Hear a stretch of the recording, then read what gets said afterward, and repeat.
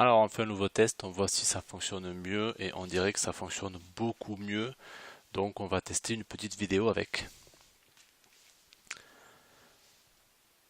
Hop. Bonjour et bienvenue dans cette nouvelle vidéo. Ici c'est Aurélien, investisseur immobilier. Alors aujourd'hui nous allons voir parmi les phases de l'investissement la partie trouver un bien immobilier pour investir. Allez, on démarre tout de suite cette vidéo. Comment trouver un bien immobilier? Alors, vous avez plusieurs techniques. Tout d'abord, les petites annonces. Voilà, vous épluchez les petites annonces, les sites les plus connus, Le Bon Coin, Se Loger et autres. Vous analysez les petites annonces, vous créez des systèmes d'alerte. C'est très intéressant pour faire de la veille plutôt que de la surveillance. Vous avez les agents immobiliers qui peuvent vous trouver un bien immobilier. Vous pouvez les missionner pour ça. Vous pouvez faire appel à des chasseurs d'appartements. Donc ce sont des gens qui récoltent vos critères de recherche et qui recherchent pour vous. Vous pouvez aussi, à ne pas négliger, opter pour le bouche à oreille. Alors bouche à oreille c'est intéressant parce que ça vous permet d'avoir connaissance de la vente d'un bien immobilier avant que celui-ci soit en vente. Parce que le bouche à oreille va toucher le voisinage. Un tel va savoir que l'appartement de Madame Nadine va se vendre dans le mois qui vient. Donc, que va faire Monsieur Dupont? Il va venir vous voir, il va vous dire, ben, je sais qu'il y a l'appartement de Madame Nadine qui se vend, elle aimerait en avoir tel prix. Ça vous permet d'être le tout premier sur le marché. Le bien n'est pas encore en vente. Madame Nadine n'a pas fait appel à un agent immobilier. Elle n'a pas mis son site sur un site, son bien sur un site de petites annonces. Et le bien n'est pas dans le radar des chasseurs de biens. Donc, c'est une opportunité pour vous d'aller visiter le bien, d'analyser tranquillement tous les chiffres, tous les documents que le propriétaire va vous donner et voir si c'est intéressant de se positionner dessus ou pas. Auquel cas, vous allez peut-être faire une proposition à Madame Nadine pour lui acheter son bien, si celui-ci est intéressant.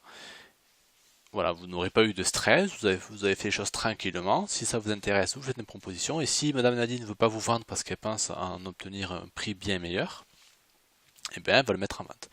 Par contre, si elle n'a pas envie de s'embêter dans la vente, rentrer dans un processus de visite, sachant qu'il faut d'abord faire visiter les agences, puis après il faut faire visiter les gens, voilà, c'est tout un tas d'embêtements et si elle se dit que votre proposition est intéressante, si en plus vous êtes venu là par bouche à oreille, ça veut dire que vous connaissez Monsieur Dupont, elle le connaît aussi très bien, elle va préférer vous vendre à vous, il y a le côté affectif qui joue, et il y a aussi le côté de dire je l'ai vendu, c'est réglé, j'en parle plus, on y va.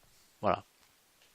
Donc c'est une solution qui peut paraître archaïque, le bouche à oreille, mais qui peut avoir de sacrés avantages et qui peut déboucher sur de sacrées affaires. Alors ça demande beaucoup de travail parce que bouche à oreille ça se travaille, faut aller discuter avec les gens, faut beaucoup se balader, il faut faire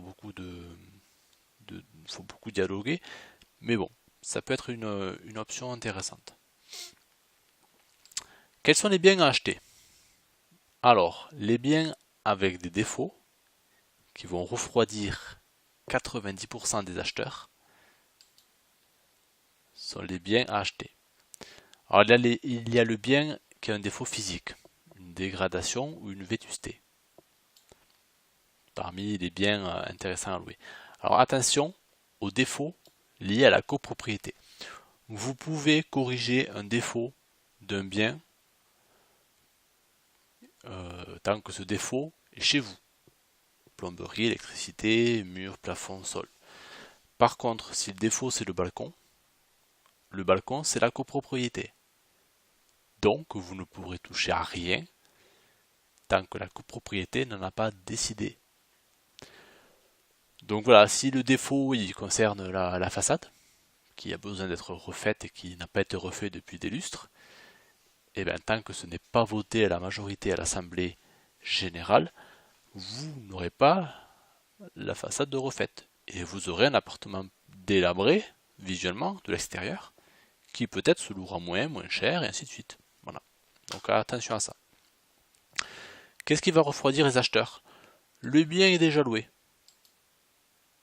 Eh bien, qu'est-ce que vous allez faire? Vous allez analyser le bail en cours, voir les éventuelles échéances, voir si c'est intéressant de se positionner pour faire partir le locataire pour y habiter ou y héberger un membre de sa famille, voir quel est le loyer, depuis quand il perçoit le loyer, est-ce que le loyer augmente chaque année, est-ce que les paiements sont réguliers, voilà, il y a tout un tas de documents à analyser, en plus du bail, la quittance et tout un tas de choses, avant de se positionner dessus.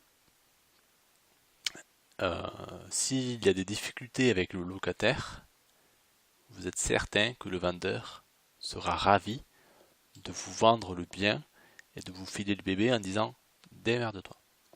Voilà, si le locataire est un petit peu difficile, si ça vous porte pas peine de gérer des situations qui peuvent être difficiles, eh bien allez-y.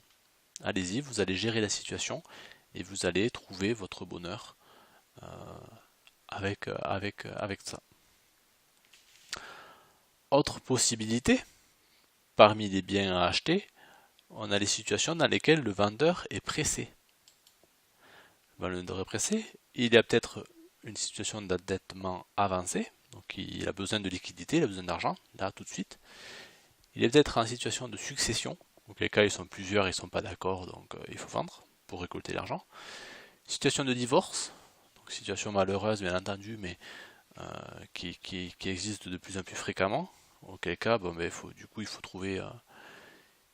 trouver un acheteur pour pouvoir refaire sa vie ailleurs en se partageant le prix de la vente.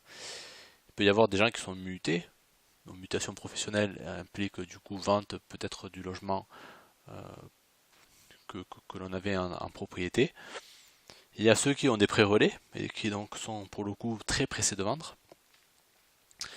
En fait, pour obtenir toutes ces informations, il faut poser les bonnes questions à l'agent immobilier pour déceler ce type d'informations. L'agent immobilier, s'il est bon, il ne vous donnera pas cette information tout de suite. S'il est mauvais, il vous dira tout. Voilà, sachez-le. Du coup, jouez-en en fonction de la personnalité que vous avez en face de vous. Posez les bonnes questions. Alors, il y a des techniques pour ça. Ça fait partie des techniques de négociation. Pour pouvoir négocier les biens, il faut poser les bonnes questions. Je propose des formations de négociation, je suis en train d'en construire une.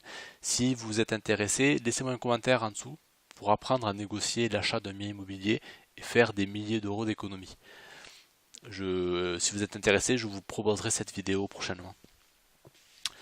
Et enfin, dans quel cas on peut faire une bonne affaire et dans quel cas le bien est acheté, c'est dans le cas où on a une anomalie dans l'offre et la demande. Voilà, on détecte à un moment donné que le bien est en dessous sa valeur de marché. Auquel cas, on va se positionner dessus pour faire une offre et l'acquérir avant tout le monde. Voilà, c'était Aurélien, je vous remercie pour cette vidéo. N'hésitez pas à vous abonner à ma chaîne YouTube, à partager et à liker cette vidéo autour de vous si ça vous a plu et à regarder les autres vidéos pour vous former en l'investissement immobilier et vous lancer ensuite à votre tour. Merci, à bientôt, ciao.